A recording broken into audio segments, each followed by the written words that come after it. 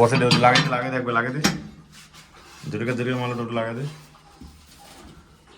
এই ঘুরা মালটা ঘুরা। वाह यस्तो हुन्छ। यस्तो हुन्छ, वाउ वाउ। वाह বেশ করে মালটা মিল কর, চাপে দে।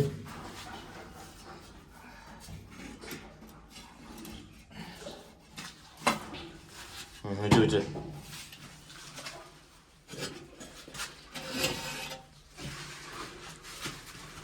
ना ভালো লাগে না।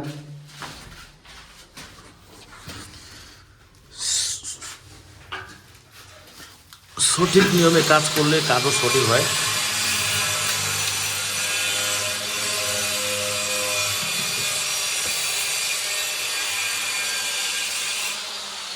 সব মিস্ত্রি বলে না যে ইন্ডিয়ান প্যানের কোনা কাটিং কীভাবে করবে, তো আমি আজকে এগুলো দেখিয়ে দিলাম।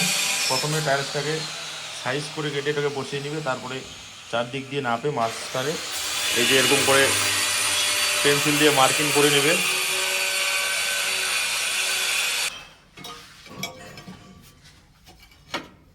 মার্কিং করে নেওয়ার পর একটা একটা করে টাইলস কাটলে সঠিকভাবে কাটা হবে। আর এগুলো যদি